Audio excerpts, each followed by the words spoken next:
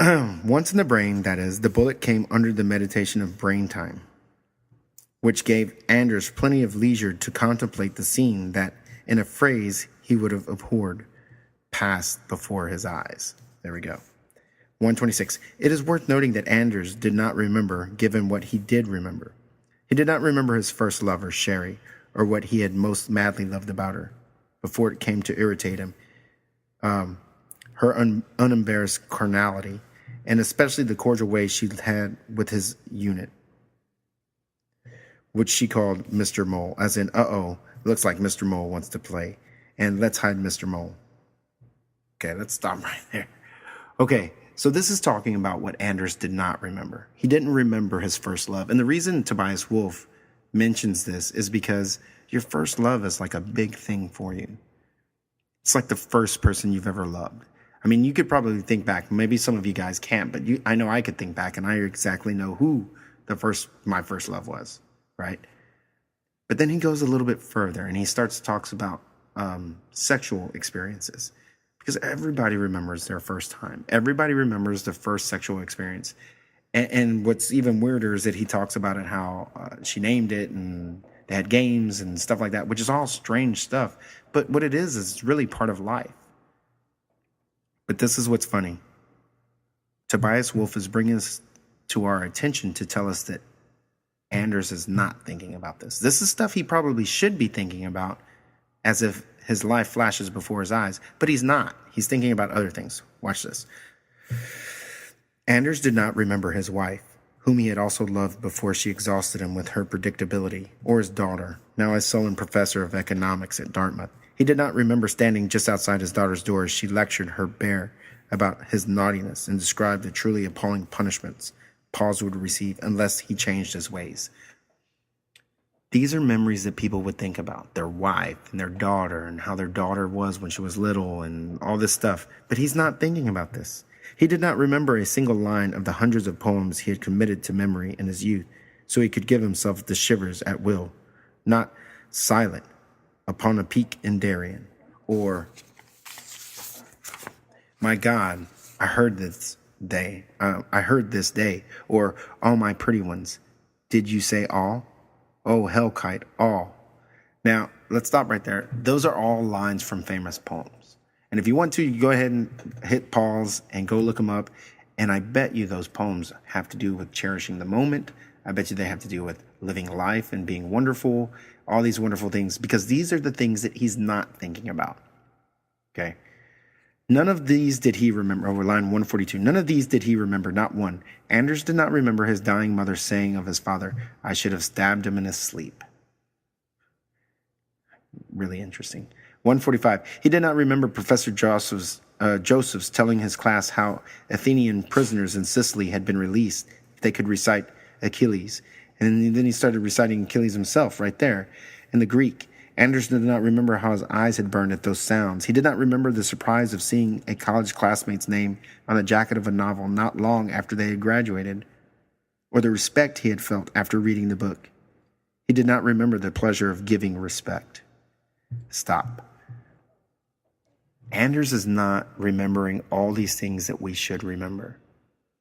And I think it's going to come down to what Anders does remember. So I want you to think about that. Okay, here we go.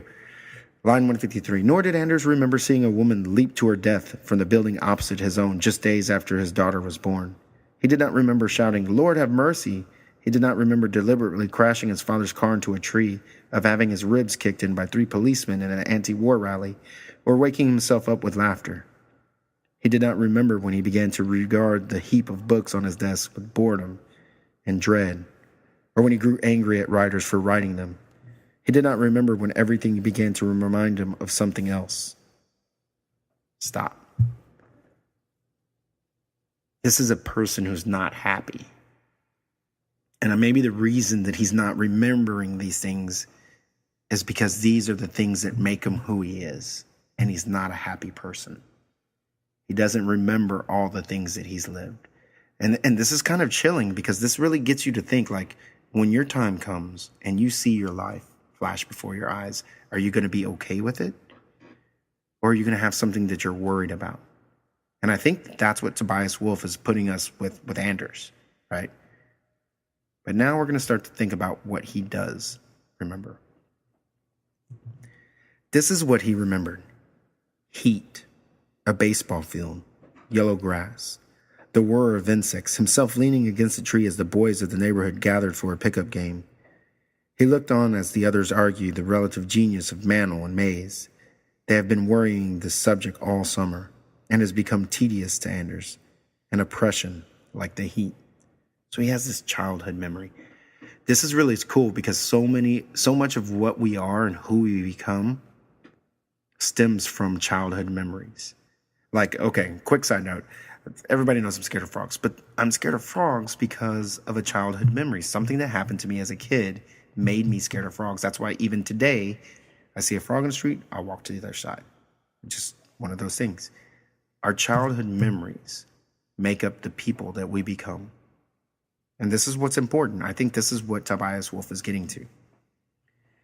Then, line 169, then the last two boys arrived, Coyle and a cousin of his from Mississippi.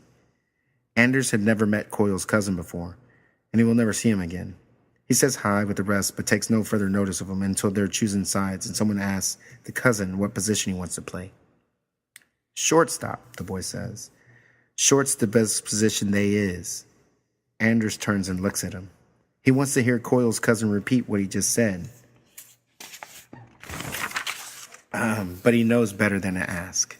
The others will think he's being a jerk, ragging the kid for his grammar. But that isn't it.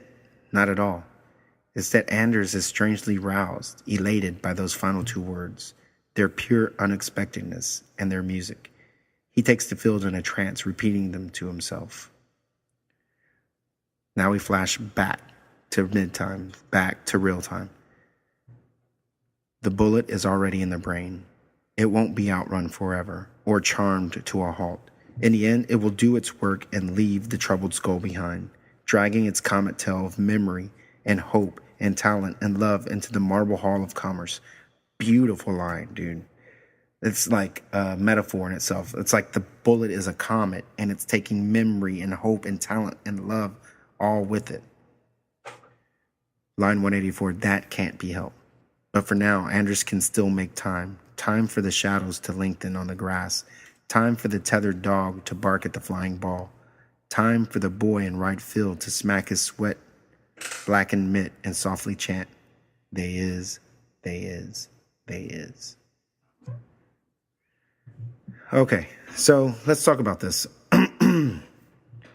We've talked about why Anders doesn't remember those things in his life, because they are a culmination of who he is. And I don't think he really likes himself.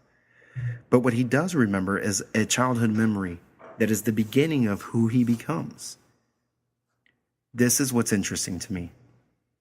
He obviously thinks about what the boy says. The boy says on line 174, short's the best position they is. Well, we all know grammatically that's incorrect. And even when you guys say something to me and grammatically it's incorrect, I stop and I correct you. Here's the thing. For a person like Anders, who's so critical about everything and sees the wrong in everything, when he was a kid, this is the one time that he could have actually said, hey, it's not they is. Shortstop's the best position there is. Not they is. Right? But it says that he doesn't do it because he doesn't want to be considered a jerk. This is really strange to me because the Anders that we meet at the beginning of the story, the grown-up version of Anders, doesn't care what people think about him. Will say something straight to your face. It's in that moment that we first get to see Anders is going to be critical. It's in that moment that we first get to see this is where he's actually going to become the jerk that he becomes. But I think that what he likes the most about it is that, and it says right here,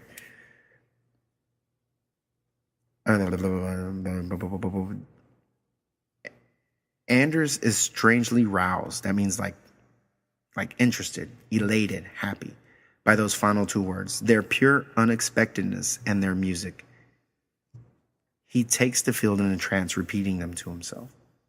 they is, they is, they is. I mean, that in itself is saying that he was really appreciative of the fact that something came unexpected. And I think that what he misses in his life is that unexpected. But what's crazy is even when the unexpectedness of a bank robbery happens, he doesn't get excited. He doesn't get worried. He's cool throughout the whole thing. It's because he's become so jaded, I think, and so critical and so angry that he doesn't really care. But back in the day when he was a kid, he cared. And I think that that's what the story really is. The story is really not about a man who changes, but about a man who is the same and the reason that he's the way that he is. So there's a link to the other stories. I think the strongest link to all the stories is that the ends are all very strong. Like they leave you with a sense of heaviness. We know Anders dies, but what's important to us in this story is figuring out how he became the person that he was. And it all stems from that memory of as a kid. All right. All right. I appreciate you. Thank you. I know I've talked for a long time, but if you have any questions, we'll talk about it tomorrow. And I hope you enjoyed it. All right. Talk to you then.